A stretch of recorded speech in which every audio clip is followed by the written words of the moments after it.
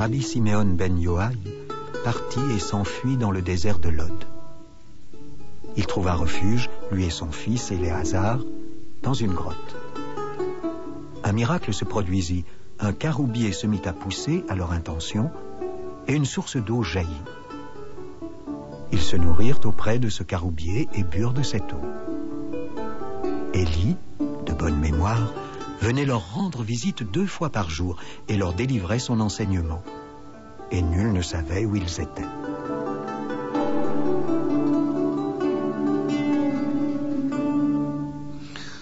La série dont nous commençons aujourd'hui la diffusion dans le cadre des chemins de la connaissance veut être une fenêtre entrouverte sur un des grands mouvements de la pensée juive, la Kabbale. Bien des gens prononcent souvent ce mot sans toujours savoir de quoi il est question précisément. La langue française n'a retenu ce terme que sous la forme d'un substantif, comme dans la formule « monter une Kabbale », ou bien sous la forme de l'adjectif kabbalistique, lorsque l'on parle de signes kabbalistiques, c'est-à-dire au fond de signes secrets ou incompréhensibles.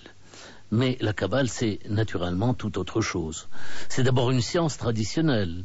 C'est aussi une littérature prolifique qui a ses grands maîtres et ses grandes heures. Et c'est enfin, à l'évidence, une manière de vivre avec ses règles relativement spécifiques et ses codes bien particuliers.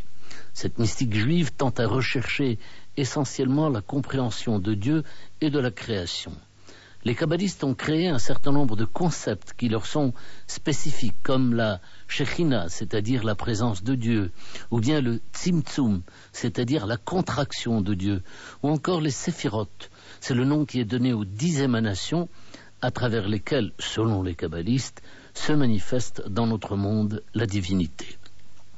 C'est pour découvrir autant que possible ce monde que la tradition juive appelle la science des secrets, que nous nous sommes rendus, Anne Fleury et moi-même, à Jérusalem, où nous avons enquêté durant une semaine, aussi bien auprès d'un certain nombre de chercheurs de réputation internationale que de kabbalistes reconnus. L'émission de ce matin sera consacrée à une sorte de définition à la fois historique et religieuse de la Kabbale.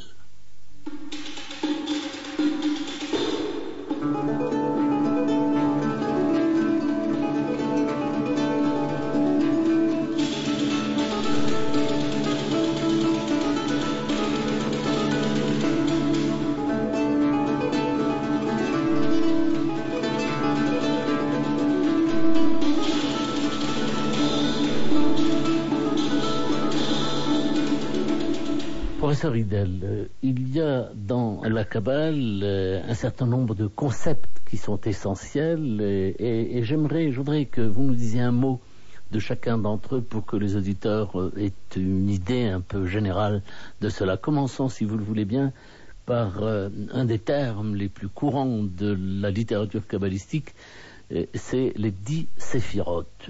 En même temps, on ne sait pas exactement d'où vient ce mot. Est-ce qu'il vient de mispar, qui veut dire chiffre? Est-ce qu'il vient de sefer, qui veut dire livre? Est-ce qu'il vient de sapir, qui veut dire diamant? Alors, mais en même temps, vous écrivez souvent que cette théorie elle-même et ce concept lui-même, on n'a pas fait assez de recherches pour le comprendre totalement. Dites-nous quand même de quoi il s'agit. Oui, et je crois que le thème très grand de le système divin de 10 sphirot est le sujet le plus important du point de vue de la quantité dans la littérature kabbalistique. Je peux dire que presque chaque kabbaliste a une autre version. Et les 10 sphirot, en fait, sont dans le même temps des attributs divins, c'est-à-dire des modes d'action divins, comme dire le merci divin, ou le pouvoir divin, ou le savoir divin. Dans le même temps, ce n'est pas quelque chose qui sont identiques totalement avec le divin, c'est-à-dire c'est quelque chose comme une prolongation de la divinité pour agir ici. C'est-à-dire c'est un attribut, mais aussi quelque chose qui est une hypostase. Et dans le même temps, les sphiros sont des modes de notre reconnaissance du divin, c'est-à-dire quelque chose de plus épistémologique, c'est-à-dire comment nous pouvons savoir le divin. qui c'est une autre perspective. Dans autre cas, autres kabbalistes sont intéressés dans le sphirot comme des instruments divins. Comment le Dieu intervient dans la vie de tous les jours. Oui. Alors voilà pour les séphirotes, puis un autre thème, les vases brisés, qui sont suivis du tikkun, c'est-à-dire de la réparation. Oui, et dans quelques systèmes kabbalistiques tardifs, c'est-à-dire dans la dernière part du XVIe siècle, nous avons un système complexe où le processus d'émanation implique un moment d'un désastre intradivin. Et c'est une part d'une mythologie ou une théogonie plus vaste en laquelle le kabbaliste a un rôle de base parce qu'il doit réparer. Ramener les éléments divins qui ont explosé un peu partout, les ramener pour reconstituer la divinité des vases. Oui, c'est une construction d'une divinité dévastée, si vous voulez. C'est la Kabbale plus tard, tardif, lourianique. C'est-à-dire, maintenant, ce n'est pas seulement le problème de l'harmonie. Ce n'est pas seulement le problème de le mode énergétique de Séphirot, mais c'est quelque chose de plus dramatique. Alors voilà pour les vases brisés. Il y a aussi un concept dont vous dites qu'il n'a pas été suffisamment étudié, qui est un concept qui a beaucoup intéressé de nombreux écrivains, qui est celui du tzimtzum, celui que l'on peut traduire par la contraction. Oui, mais ce n'est pas un concept, c'est un terme. Il y a de différentes interprétations de ce terme. Contracter, c'est-à-dire que le pouvoir divin a entré un espace, pas un espace très, très, très limité. Oui. C'est contraction. C'est tzimtzum. Mais il y a aussi des autres approches où la divinité se retrait, c'est un retrait d'un espace, une création d'un espace vide. C'est évacuation, c'est quelque chose qui est l'opposite de contraction. C'est-à-dire qu'il se retire pour laisser la place libre. Oui, et en fait, il y a deux types de comprendre le tzimtzum qui sont diamétricalement opposés. Oui. Et en tout cas, c'est intéressant que le kabbaliste a une approche qui est très dynamique. C'est quelque chose d'important ici. C'est ça. C'est le ça Dieu. Peut être une chose et son contraire. Oui, au contraire, c'est le Dieu libre. Il peut faire des choses qui, pour une religiosité moderne, peut être choquant. Mais pour le kabbaliste, c'est quelque chose de très simple. Le Dieu peut faire des choses qui, pour nous, ce n'est pas un problème de perfection, imperfection. Qu'est-ce que c'est important pour le kabbaliste, c'est que le Dieu est dynamique, qu'il peut agir, qu'il peut changer. Et nous sommes la réflexion de la divinité. C'est l'autre côté du problème d'une vision énergétique de le rituel. Le rituel peut être énergétique parce que le Dieu énergétique est dynamique. Mais dans la Kabbale et dans les premiers textes, en tout cas de Zohar, Dieu est appelé d'une formule qui apparemment semble être empruntée à Aristote, Sibat HaSibot, la cause des causes. On dit aussi Ilat HaIlot, l'élévation des élévations, mais il me semble que le terme important c'est Sibat HaSibot. Oui, ce n'est pas exactement le Zohar, mais il se trouve dans la Kabbale, c'est un terme qui se trouve dans la Kabbale, et il y a un component philosophique important de la Kabbale, oui, où le Dieu est la perfection, oui, il y a quelque chose comme ça. Qu'est-ce que c'est intéressant est le mélange. Ce n'est pas, c'est vrai ou non. Oui, c'est vrai, il y a un component philosophique, il y a aussi quelque chose qui est plus archaïque.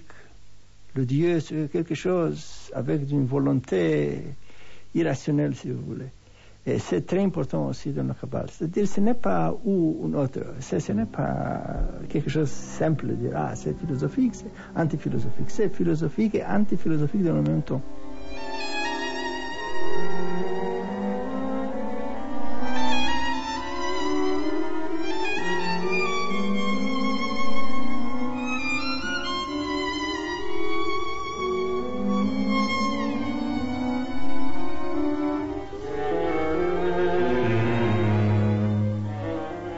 Henri Ariatlan, est-ce que vous avez une définition de la Kabbale, une définition qui vous paraisse donner une idée générale de ce qu'est la littérature kabbalistique?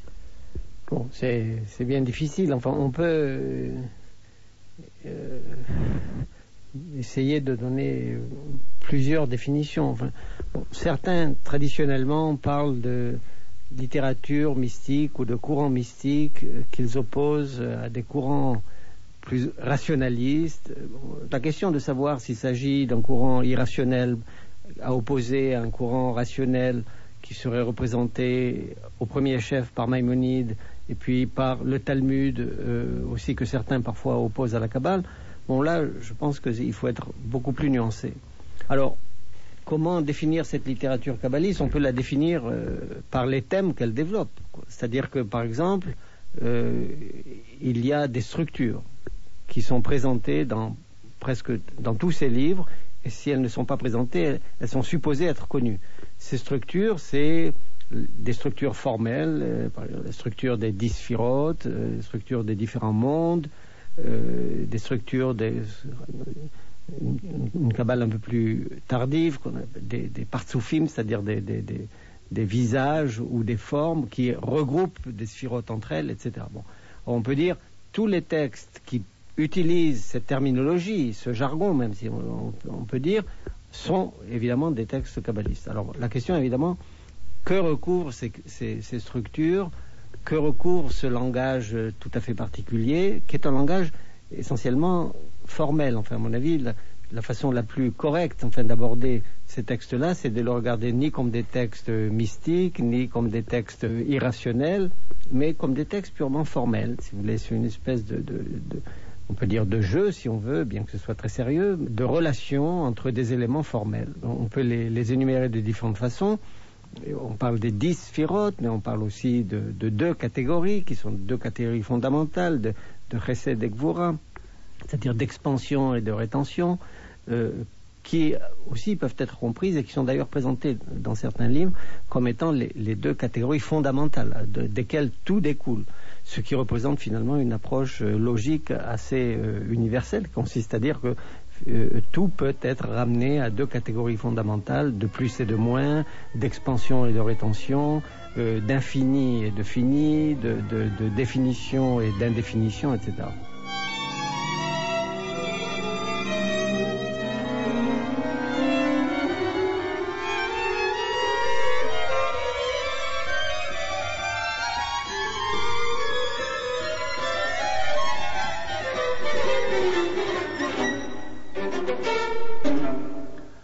Professeur Moshe Idel, est-ce que l'on sait quelles sont les origines de la Kabbale? Les origines sont complexes et obscures, c'est-à-dire il y a différents types de sources juives et non juives qui ont alimenté les phénomènes kabbalistiques. Je crois que les plus importants sont des traditions juives, des origines rabbiniques et peut-être para-rabbiniques, aussi des traditions orales, peut-être des textes qui ont disparu pour le moment, peut-être des textes que nous l'avons mais sont plus anciens que nous pouvons établir maintenant. Mais aussi c'est clair qu'il y a des idées néo-platoniciennes. Il y a un component important aristotélicien dans la Kabbale. Il y a des idées pythagoréennes. Et je crois qu'il y a des influences soufis et des influences chrétiennes, et même hindoues et zoroastriques. C'est-à-dire la Kabbale est, comme la culture juive, quelque chose de très cosmopolite. Il est très très difficile de parler d'une source de base. Pourquoi dans la tradition juive on appelle la Kabbalah Chochmat Hasod, ce qui veut dire la science des secrets? De quel secret s'agit-il? Oui, chaque kabbaliste a notre secret, mais toujours c'est un secret. Parce que, en général, la littérature biblique est une littérature exotérique. C'est-à-dire, la Bible est ouverte à tout lecteur. C'est-à-dire, le judaïsme biblique est une religion très démocratique.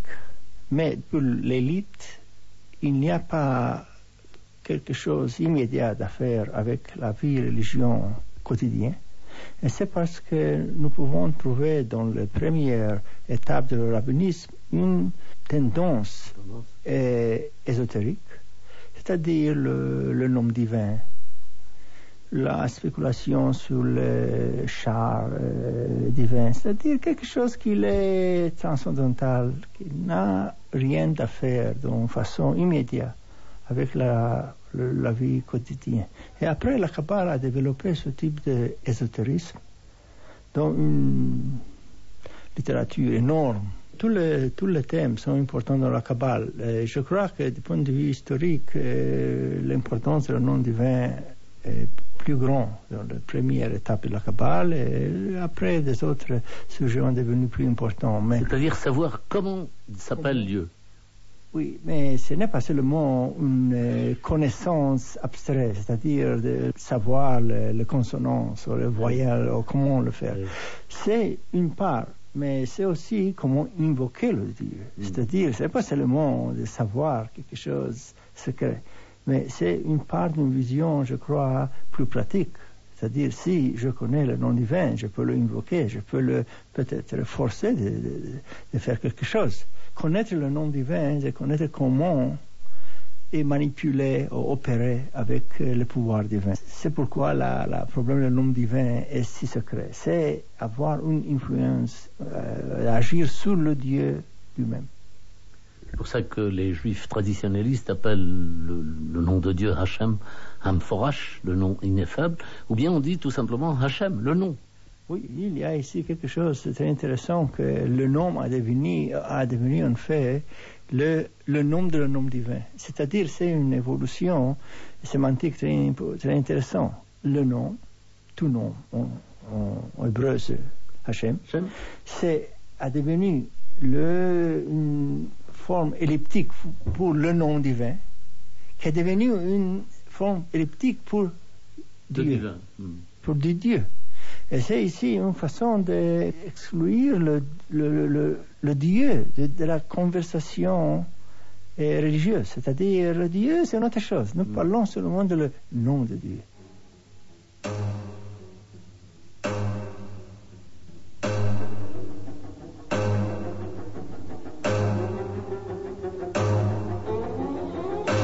Celui qui veut faire partie des visiteurs du verger, c'est-à-dire de la connaissance ésotérique, doit accomplir ses actions suivant la voie de l'humilité.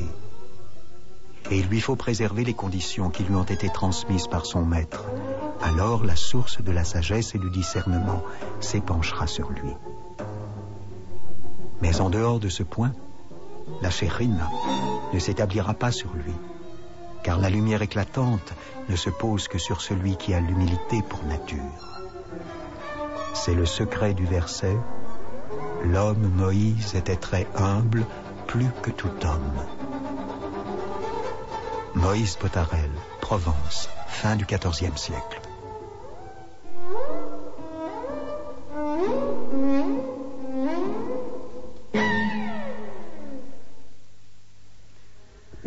Est-ce que vous dites souvent que les kabbalistes s'efforcent de découvrir, et là vous avez cité une formule de Lao Dupré, de découvrir une autre dimension de la religion? Oui, c'est une part, c'est-à-dire savoir comment le texte biblique peut découvrir cette dimension énergétique, comment invoquer le Dieu, c'est une autre dimension. Et savons comment la pratique religieuse rabbinique a un autre sens, un sens plus puissant, plus énergétique. C'est une autre dimension.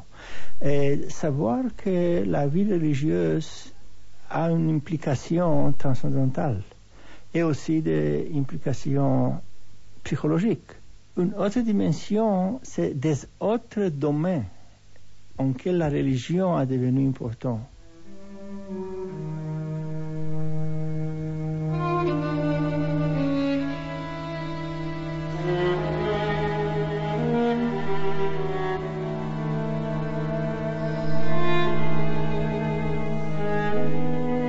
Alors, ça n'est pas une science au sens moderne. Henri Etlan, philosophe et professeur de médecine. Il n'y a aucun doute que c'était une science jusqu'à la Renaissance. Non seulement c'était une science, mais elle faisait partie de la science de l'époque. C'est-à-dire que jusqu'à la période scientifique moderne, c'est-à-dire jusqu'à la Renaissance et même jusqu'au XVIIe siècle à peu près, eh bien la Kabbale juive, dans ses traductions latines et intégrée d'une certaine façon à la tradition chrétienne aussi, donc la Kabbale chrétienne comme on l'appelle, au même titre et à côté de l'alchimie et de l'hermétisme et de l'astronomie, faisait partie de la science de l'époque. C'est ce qu'on appelait la magia naturaliste, la magie naturelle. Les grands noms qui étaient les grands penseurs de cet ensemble de disciplines, c'est évidemment Paracels dans les sciences médicales, c'est Giordano Bruno dans les sciences physiques. Est-ce que vous diriez que c'est une religion dans la religion ? À mon avis, ça n'est pas une religion du tout. Justement, c'est en ça que c'est intéressant. Il s'agit d'un formalisme essentiellement. Alors, si on veut le comparer avec des choses qui sont plus proches de nous, on dirait qu'on peut le comparer à la rigueur avec certaines mathématiques, si vous voulez, non pas des sciences de la nature, mais des formalismes. D'ailleurs, Leibniz ne s'y est pas trompé. Leibniz s'est aussi beaucoup intéressé à la Kabbale par l'intermédiaire d'un certain nombre de traducteurs, dont Van Helmont notamment, qui est un de ses amis, et lui voyait là l'ébauche de ce qu'il recherchait comme une espèce de combinatoire universel ou d'alphabet universel qui permettrait de manipuler les phrases et les concepts de façon rigoureuse, comme des mathématiques. Ce qui voudrait dire aussi que ce n'est pas une production spécifiquement, une production intellectuelle spécifiquement juive. Ah ben, bon là, les historiens se disputent un peu là-dessus. En tout cas, au départ, si vous voulez, ces productions-là sont arrivées à la conscience occidentale par l'intermédiaire quand même de textes hébreux et araméens, c'est-à-dire qui faisaient partie des courants centraux de la tradition rabbinique. Ça aussi, c'est un point très important. C'est-à-dire, certains croient qu'il s'agit là de courants périphériques. C'est-à-dire que les courants centraux seraient le Talmud, la tradition rabbinique juridique, la halakha, etc. Et puis, la Kabbale serait quelque chose de tout à fait périphérique. Pas du tout. Les plus grands maîtres de la tradition juive étaient à la fois talmudistes et kabbalistes. Puisqu'on attribue un des premiers livres au patriarche Abraham lui-même. Oui, bon, ça c'est la question de l'origine mythique de textes mythiques. Bon, on attribue en effet le Bahir et aussi le Sefer Yetzira. On a attribué aussi beaucoup plus tard le Zohar à un des grands maîtres, le Zohar lui-même d'ailleurs s'attribue lui-même à un des grands maîtres de la Mishnah qui est Rabbi Shimon Bar Yochai. Mais tous les historiens sont aujourd'hui d'accord pour reconnaître que jusqu'au XIIIe siècle, le Zohar était inconnu. Et tout le monde est d'accord aussi aujourd'hui pour reconnaître que, en fait, ce livre a été mis par écrit par Moshe de Léon, qui a vécu en Espagne, évidemment, au XIIe ou XIIIe siècle. Vous citiez tout à l'heure Leibniz, l'intérêt qu'il avait pour la Kabbale. Comment expliquez-vous que des hommes comme Kafka, comme Borges, comme aujourd'hui Umberto Eco, d'autres peintres, etc., aient eu un tel intérêt pour la Kabbale? Qu'est-ce qui les passionnait dans cela? Je crois que c'est ce dont je parle, c'est-à-dire c'est le formalisme. Vous voyez, Borges, par exemple, quand il imagine une bibliothèque universelle, c'est le genre de choses aussi auquel il peut accrocher quand il lit tout ce qu'on peut lire dans un certain nombre de textes kabbalistes sur le nombre infini de combinaisons de lettres qui constituent la texture même de l'univers.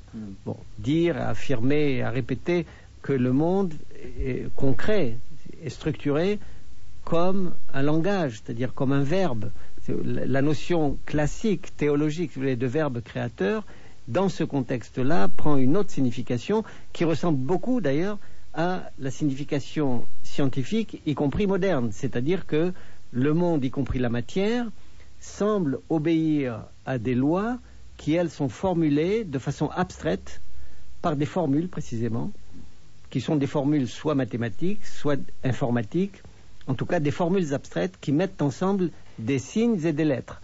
Alors évidemment, il ne faut pas se tromper, il y a une énorme différence entre le rapport de ces formules à la réalité telle qu'il est conçu par la tradition pré-scientifique dont la Kabbale fait partie, en tant que science pré-scientifique précisément, et puis la façon dont le rapport entre les formules abstraites et la réalité concrète est conçue par la physique et par les sciences modernes, quoi. Grosso modo, on pourrait diviser cette tradition ésotérique en deux tendances. Il y a d'une part une tendance spéculative, qu'on appelle en hébreu Kabbalah Iyonite, que l'on pourrait appeler également théosophique, qui représente le côté de l'étude, de la méditation, la contemplation des textes, et puis une dimension opérative, la Kabbalah Ma'asit, et souvent cette Kabbalah pratique prend des formes qui s'approchent de la magie, etc.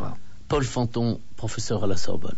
Eh bien, quand la Kabbale dite pratique, est retranchée de ses racines spéculatives et que l'on le pratique sans savoir ce qu'on fait, souvent ça ressemble drôlement à la sorcellerie et à la divination. Mais il n'en est rien dans la substance. Dans les trois religions dites révélées, le judaïsme, le christianisme et l'islam, il existe un aspect exotérique, un aspect manifeste qui a rapport surtout avec la dimension légale et pratique de la religion, rituelle si vous voulez, et puis il existe également une dimension ésotérique, une dimension cachée qui est véhiculée par la discipline de l'arcane. C'est une discipline qui est véhiculée par des maîtres envers des disciples élus, choisis. Et la Kabbale, pour moi, de par la traduction de ce terme qui donnerait en français quelque chose comme tradition, la réception de la tradition, j'attire l'attention de mes étudiants souvent sur le fait que celui qui pratique la Kabbale s'appelle un Mekoubal. Et si l'on analyse ce terme du point de vue grammatical, c'est assez curieux, c'est un terme passif et non pas actif. C'est celui qui est reçu, à savoir reçu dans une tradition. La Kabbalah, c'est l'initiation précisément à cette tradition ésotérique.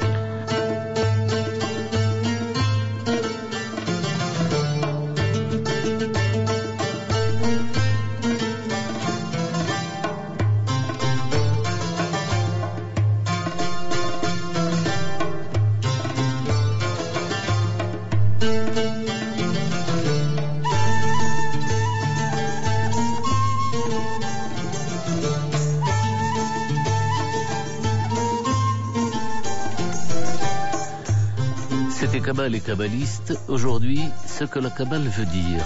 Nos invités étaient Henri Atlan, professeur de médecine et philosophe, Paul Fanton, professeur à la Sorbonne, Moshe Hidel, professeur à l'université hébraïque de Jérusalem. Les lectures étaient faites par Jean Bollery. Mixage, Noélie Louis-Marie et Delphine Baudet. Réalisation, Anne Fleury.